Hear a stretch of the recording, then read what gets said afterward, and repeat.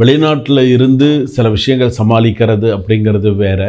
So கொஞ்சம் பார்த்து சில விஷயங்கள் பண்ணணும். சில சூழ்ச்சி, சில வஞ்சகங்கள், சில கெட்ட விஷயங்கள், இது எல்லாமே இந்த துளாராசி பொறுத்தளவுக்கு சில விஷயங்கள் வரும்.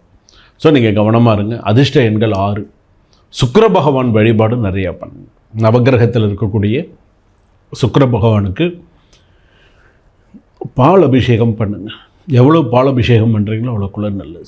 சுக்கிர பகவானுக்கு நெய் விளக்கு ஏற்றி வைங்க. வெள்ளிக்கிழமையை அதிர்ஷ்ட நாளாக எடுத்துக்கோங்க. வெள்ளிக்கிழமை சில பேர் சூழ்ச்சி பண்ணுவாங்க, சில பேர் கெடுதல் நினைப்பாங்க. துளாராசி பொறுத்தளவுக்கு வேலையில் பிரச்சனை பண்ணி வேலையை விட்டு அவங்கள அனுப்பணுங்களாம் முயற்சி பண்ணுவாங்க.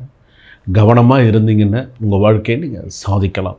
ஏன்னா துளாராசி பொறுத்தளவுக்கு சுவாதி நட்சத்திரம் துளாராசி கொஞ்சம் சிறப்பாக இருக்குது.